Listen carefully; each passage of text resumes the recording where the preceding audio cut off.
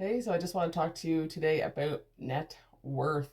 So I track my net worth every month and it's the end of the month. So I'm tracking my net worth for February. Why do I track my net worth, you might ask? Well, I'm trying to increase it. So in order to know if I'm accomplishing that, I keep track of it. That's pretty much as simple as that. You don't know what you don't track. So even though I might not like what it says every month, at least gives me a direction to work towards, and yeah, helps me stay on track for the most part.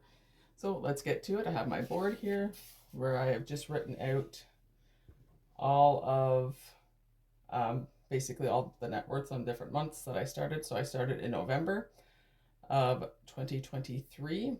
So, okay. And your net worth is it your assets minus liabilities equals your net worth. And I retrieve all my information either from my bank statement or my budget has it as well. And I'll just show you my calculations on how I did it. Um, I'll put this down for a second and I'll just show you on a piece of paper. So I basically just track it assets by checking any savings accounts, any investments, or you know, I don't own a house or anything like that, so that's not on there, but any assets you have minus your liabilities. And my liabilities right now are my credit cards. So that's how I do it. All right, so let's get to it. So my net worth starting in November started out as $21,547. Now most of this is in my TFSA, um, my long-term savings. Um, but December was 23,629, so it went up. So that was good, going in the right direction. In January is at $22,251.89. Now that went down because I had a lot of expenses in January. I unfortunately had to shell out a bunch of money for a lawyer, so that definitely took a hit on my savings. But I was grateful that I had my savings there to use. I didn't have to put um, the retainer fee on a credit card or anything like that. I actually had cash that I could pay her straight out. So even though I didn't want to pay for a lawyer, I'm glad that I had the money available to do so. So, and in February, my net worth went back up again to $24,460.44. So this does fluctuate based on the market as well, because as I said, the bulk of this money is in my TFSA, which is invested. So, I mean, there's fluctuations with that, but also yeah, so I had an increase of $2,208 from January, which I was happy with. And the reasons for that is I'm paying off my credit card debt. So my liabilities are decreasing every month.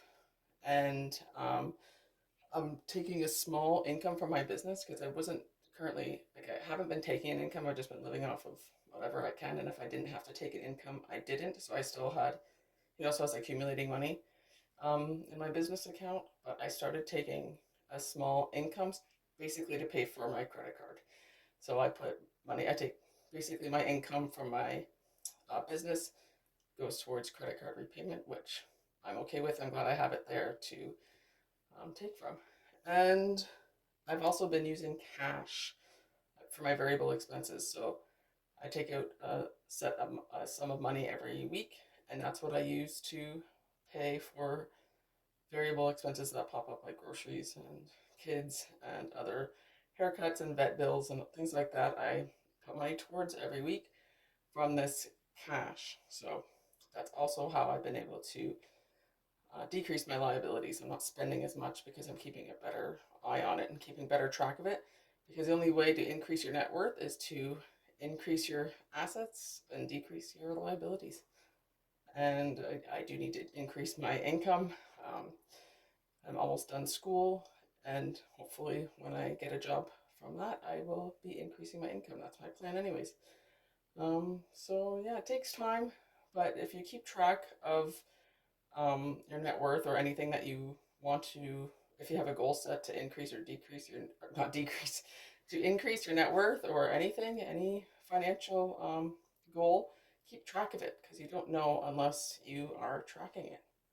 Actually, that goes with for any goal in general. Weight loss. If you don't track your weight or track um, you know, a parameter, you don't know if you're doing good or if you need improvements. So track whatever it is you are working towards, and make plans to get it going in the right direction. All right. So what's my net worth? And it's going up slowly, and it's going to be slowly for a bit, but as long as it keeps going in the right direction, or if there is some decreases, at least it kind of pops back up. And um, as well, when you're keeping track of it, you know the reason why there's a decrease. Because if you just started tracking it for a year, at the end of like every once a year, then you're like, why did it go on? Why did it go up or down? And if you have to think back for a whole year, it's going to be hard to come up with the reasons why it was trending the way it's trending. But if you keep track of it monthly, then it's a lot easier to remember why um, there's an increase or a decrease, or just know what kind of circumstances were happening in that month and adjust for the next one. So there you go. My net worth so far this year in 2024.